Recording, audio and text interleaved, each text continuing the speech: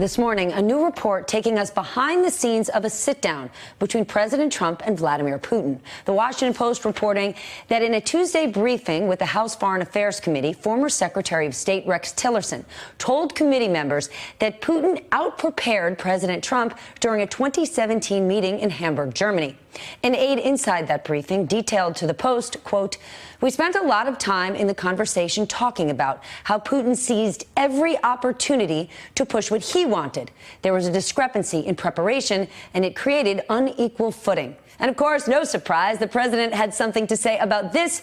In an angry tweet this morning, he called Tillerson, quote, "dumb as a rock and totally ill-prepared and ill-equipped to be Secretary of State." Joining me now to weigh in, former Supreme Allied Commander at NATO and MSNBC international security analyst, Admiral James Stavridis. Here's the first thing. For the president to say he was ill-prepared, the president chose Rex Tillerson. He interviewed him for the job. So the president, A, had to have known that going in. But B, why now? Why would Rex Tillerson sit down now and brief the committee on this 2 years later? Well, first of all, I would guess the committee asked him to come in. And I, for one, am glad to see former administration officials coming up to the Hill and doing this kind of briefing, Stephanie. This is how we can shine some light across the entire spectrum of activities. In terms of calling Rex Tillerson dumb as a rock, that just is a staggering comment in the sense that here's a man who was the CEO of ExxonMobil, Fortune 5 company around the world, knows everybody in the international space. I've met him several times. He's an individual of high integrity, high intelligence, and I thought was pretty well equipped to be the Secretary of State. I'll leave it to Secretary Tillerson to discuss his relationship with the president, but looking at it from the outside, I thought he was a good choice, and I know he is anything but dumb as a rock. It's also just not nice to say about someone.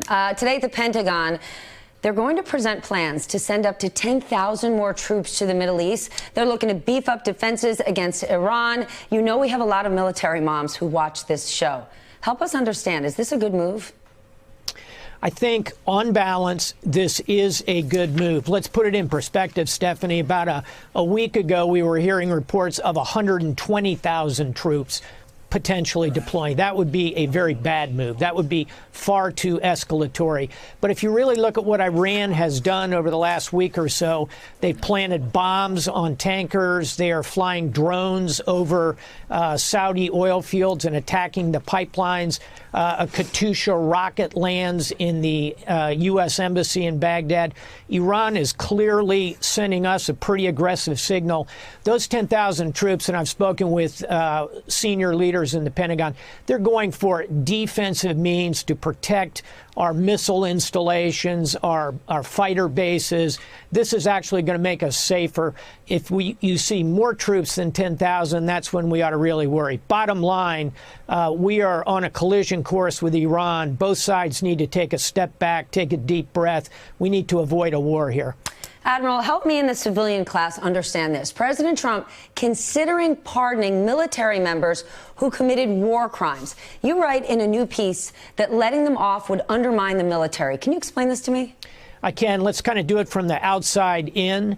So let's think about our enemies when they see pardons for people who have done these kind of killing innocent civilians, attacking prisoners, desecrating corpses. They'll use that, our enemies will, as propaganda against us, Stephanie. Secondly, it will only encourage our enemies to be even more barbaric, take it one step closer to us. How does this look to our allies? We're constantly asking them to come into combat with us under rules of engagement and appropriate means. And then finally, think about our 99.9% of our troops who do the right thing, who will protect a prisoner appropriately, who are not going to desecrate a corpse, who are not going to use torture to interrogate. This does not send a good signal to them if you pardon those who have conducted those kind of acts. So I think the president should tread very carefully here. Hey there, I'm Chris Hayes from MSNBC. Thanks for watching MSNBC on YouTube. If you want to keep up to date with the videos we're putting out, you can click subscribe just below me or click over on this list to see lots of other great videos.